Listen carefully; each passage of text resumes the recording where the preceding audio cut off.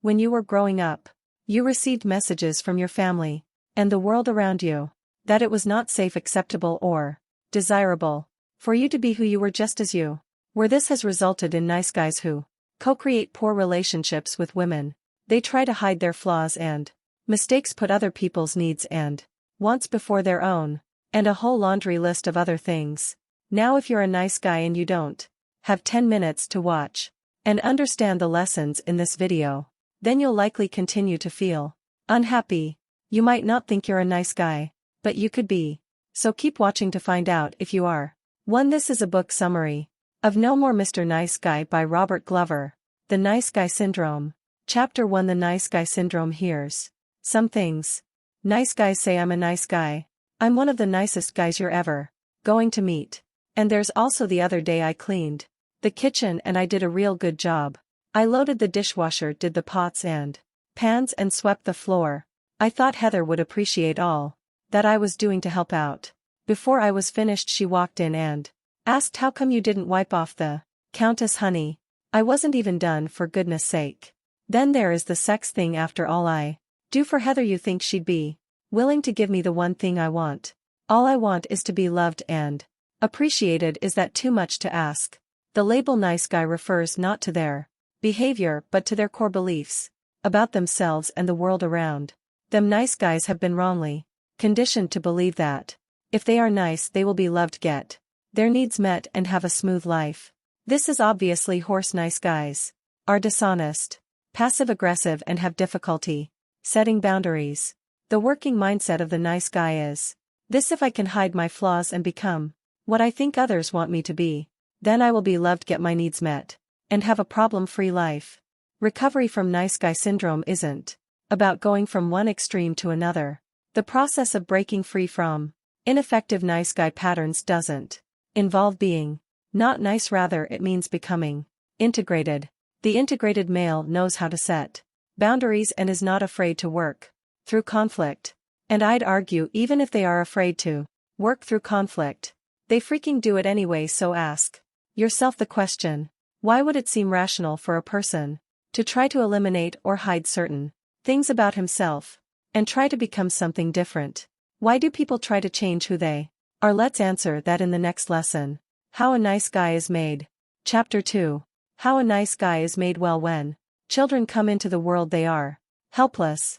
As a result, every child's greatest fear is abandonment. You may have experienced abandonment on some level, from your parents divorcing, a parent leaving, a parent dying, neglect, physical abuse, or emotional abuse. An abandoned child becomes ego center.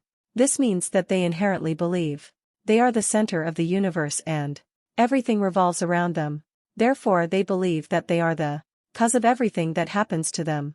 This leads to believing something is wrong with them, so they don't feel they can be who they are, just as they are. This is toxic shame. Abandoned children end up seeking approval from others to soothe their shame. Their behaviors can manifest as the aggressive pursuit of success, working out excessively, trying to fit in by causing drama, trying to be funny, and trying to please others. Moving on to Chapter 3. Learn to please. Learn to please the only person who really matters. Cow is a typical nice guy. He tries to get external validation by always being in a good mood, driving a nice car, dressing well, and having a cute daughter. Cower likes to dress his 14-month-old daughter in a cute dress and take her to the park. From the moment he begins to dress her, he is unconsciously attaching his value and identity to the acknowledgement he thinks he will receive from being a good dad. Just about everything a nice guy does is consciously or unconsciously calculated to gain someone's approval or to avoid disapproval. Free yourself of seeking approval by identifying your approval-seeking behaviors and then putting a stop to them. Chapter. Make your needs a priority. 4. Make your needs a priority. Nice guys generally focus their attention on meeting everyone else's needs while trying to be low-maintenance kind of guys themselves. This pattern among nice guys is a result of childhood conditioning. When a child's needs are not met in a timely, healthy manner, he may think that it is his needs that cause people to hurt him or abandon him. Beneath this act of needlessness and wantlessness, all nice guys are actually extremely needy consequently. When they are trying to get their needs met, nice guys can be indirect, unclear, manipulative, and controlling. So here's some things you do that prevent you from getting your needs met. One is making it difficult for others to give to you. It was when you had the most needs that you felt most abandoned. You believed it was your needs that drove people away. So allow other people to help you to become a more integrated male and get your needs met. The second is using covert contracts. The nice guy's cover contract is I will do something for you, so that in return you will do something for me, but we will both act as if we have no awareness of this contract. So I challenge you to think for a moment. Identify at least one covert contract between you and someone you care about. Chapter 5. 5 ways to reclaim your power. 5 ways to reclaim your power. The first is set boundaries for the next week. Observe yourself. Do you say yes when you would rather say no? Clearly establish what you're willing to tolerate and what you aren't. For example, one of my boundaries in a relationship is that I'm not willing to sacrifice eating healthy food any less than 5 days per week every week for the rest of my life. Number 2 is surrender the things you cannot control. Number 3 is face your fears head on.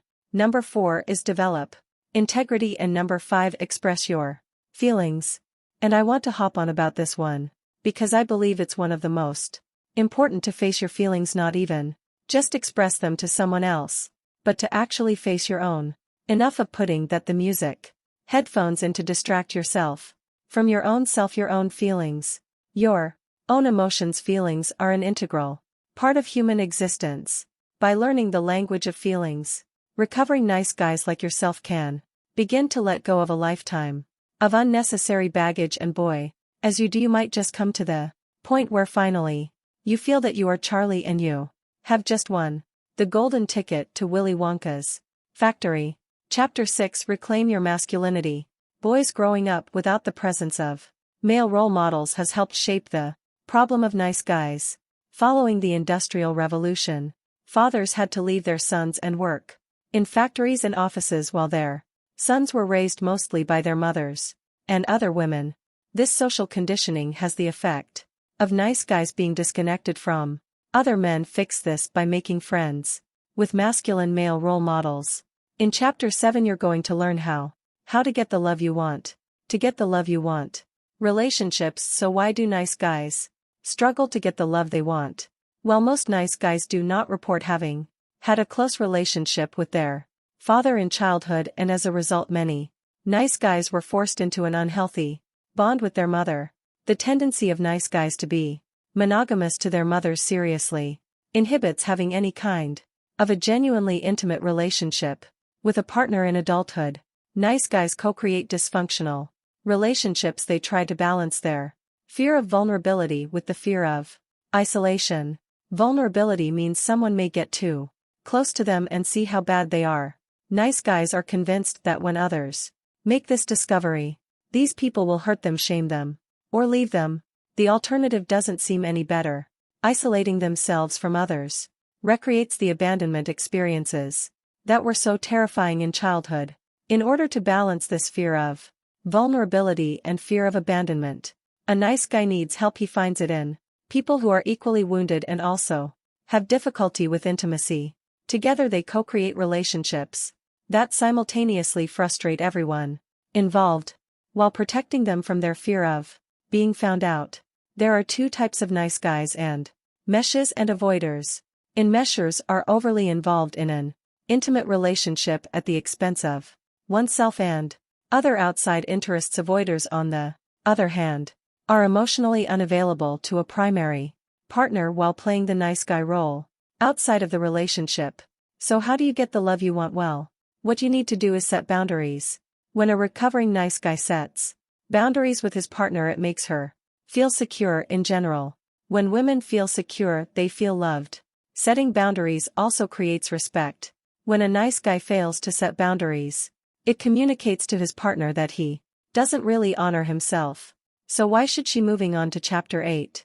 How to get the sex you want. How to get the sex you want.